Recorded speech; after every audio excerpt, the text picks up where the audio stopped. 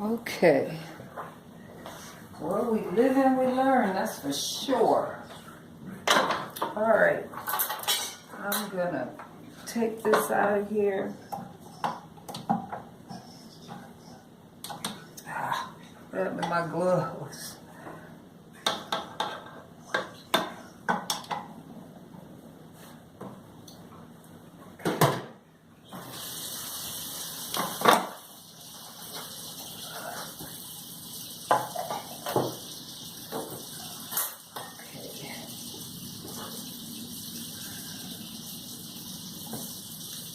Okay, so I'm gonna pour all this in here. Oh, I forgot. I have to remember I'm on camera. See how this fills this pan up? I know I don't have the best angle on my camera, but I'm gonna take care of that.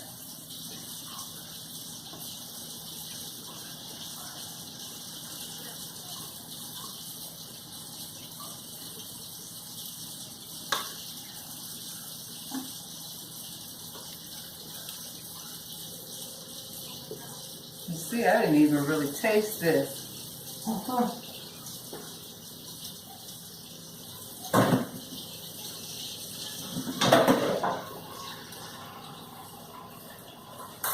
Okay, now, generally,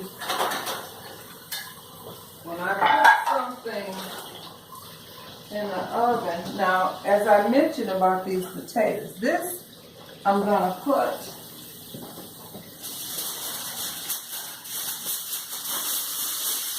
a piece of aluminum foil.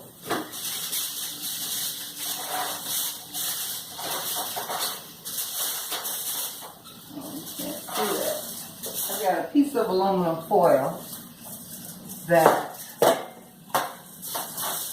I'm going to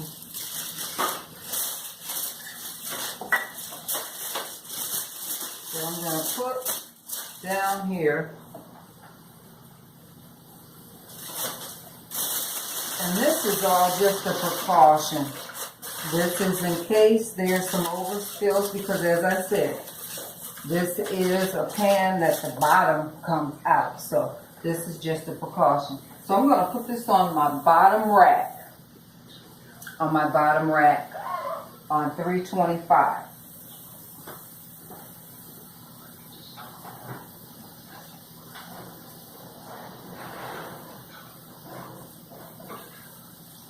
Okay, now that's in the oven. As I said, because I'm multitasking, let's see about these potatoes. Now these are the sweet potatoes for the sweet potato pie. Now they're still hard. This one's soft. Yeah, they go back in the oven. But I think I'm going to put a lid. I did try to put this lid, but that didn't work. So we're going to take and put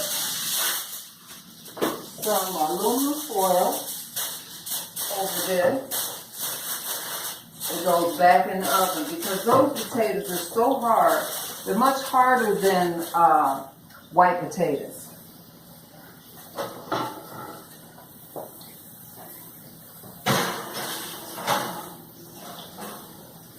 Okay, so that's that. Now, I've got my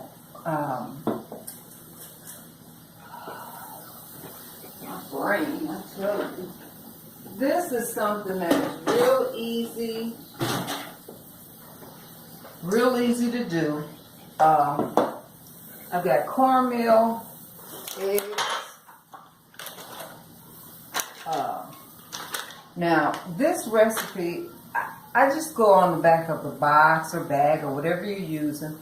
This is cornmeal. Generally, it's 2 parts flour, 1 part cornmeal.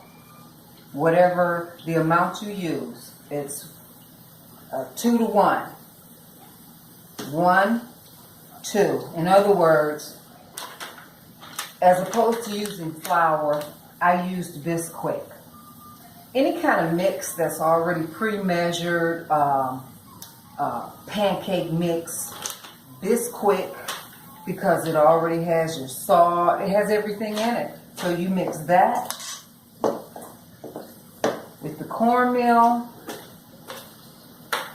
See that? And keep in mind, this is only for your dressing. That's what this is. So I got cornmeal, flour mixture, which is Bisquick this time. And I'm going to put milk in here. Now this is 2% milk. Because again, as I said, this is, and I already have the eggs in there. So, generally I like a little more salt. And as I said, you can, if you have questions about it, all you have to do is look on the back of the box. And I'm not making up a lot because I haven't even decided if I'm having anybody over. I always decide at the last minute because my schedule is so hectic. I'm a very busy person. I know you can't tell, but I am. And because I am, I do things, depends on how I feel. So what I'm going to do, this is actually going to be the pan that I'm going to do my dressing in. I'm going to take and put a little oil. It's not measured, as you can see. I put a little bit. I'm basically lining my pan, because it doesn't matter if it sticks. It's going to be dressing anyway. And again, I'm not making that today. Again, your dressing can be, your cornbread for dressing can be something that you had in the refrigerator or in the freezer. That doesn't matter. But I'm making it today because I'm not going to make my dressing until Wednesday night. So I'm going to put this in to heat it up just a little bit.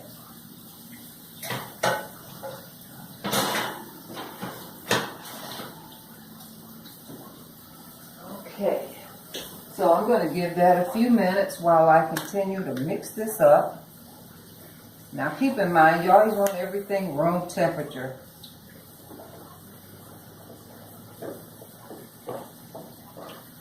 This will have a nice consistency about it. As you can see what I'm doing here. You don't have to take a mixer for this because it's okay if it's got a few lumps in it. As I said, it's not like this is going to be on your plate, your dinner plate with your meal. This is just for dressing. I mean, you want it to have good flavor now because this is your foundation for your dressing.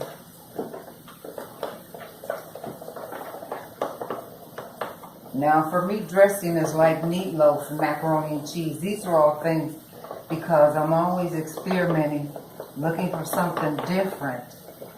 I think I need a wire whip on that. It's got a few too many lumps for me. Ooh, it's done. Where's it at? Okay, I got a few too many lumps in this, so what I'm going to do, I'm going to use my wire whip and get some of these lumps out.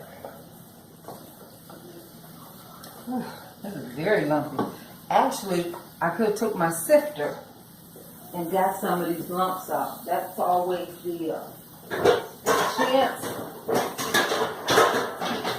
chance you take. I can't do it now, but I wanted to show you what a sifter looks like. When you have dry ingredients that has lumps in it, you can take and run it through a sifter or a strainer. I got all that crap down here. Just depends on what I'm doing. That's what I'll bring out. But yeah, you do want to get the lumps out. You don't want it all lumpy.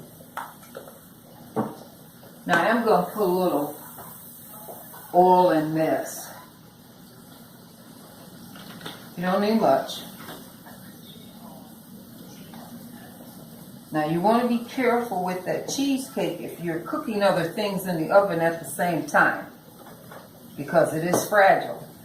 You don't want to be opening up the door constantly because those are eggs. Those are all dairy products and they're very sensitive. So you want to be careful. I'm telling you that, and I'm the guy who keeps opening up my oven. Hopefully, I won't screw it up. We'll see. That cheesecake, as I said, it's going to be about an hour, 10 hour, 15 minutes. And that's only if the oven is not opened back up. Remember, it'll come out of the oven and it'll be light. You'll see. I'll show you when it comes out. Then it's going to sit out. I probably would have went to bed by then. It has to be completely cool before you put it in the refrigerator overnight. Now what that means is, I lost my train of thought. It'll come back to me in a minute. This particular cheesecake is sort of like a souffle. You've heard of souffles. You put them in the oven, and if you take it out and it gets the air hits it wrong, it'll fall.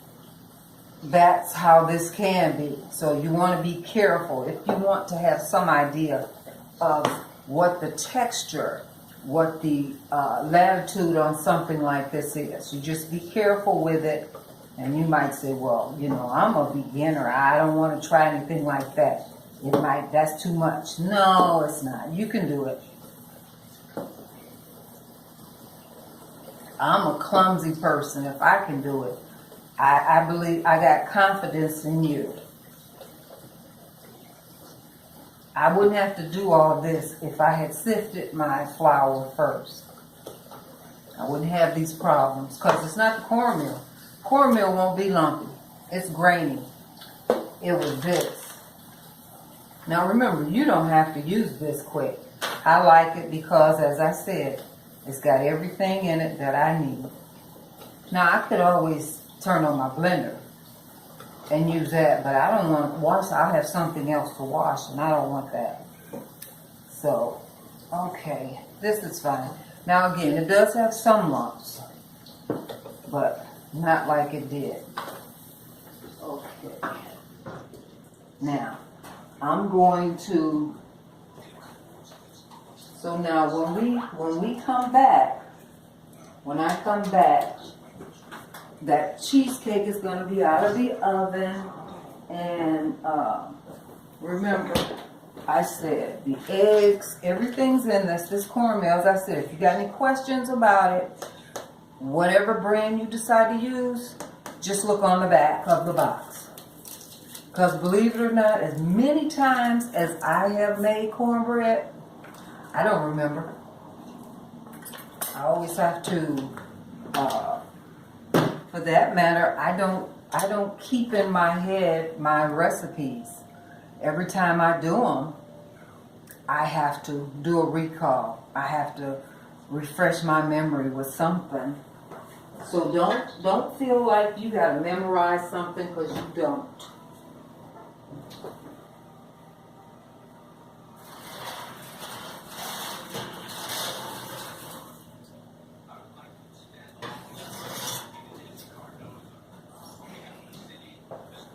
As I said, the only thing I'm doing right now is I heated up my pan. Please put on oven mitt. Do not go anywhere near your oven or your stove and not protect your arms and your hands and what have you. Now all I did was take that oil, which was warm, and this is kosher salt. Now remember, I have both. But usually if I'm cooking like this, I usually like to use the kosher salt.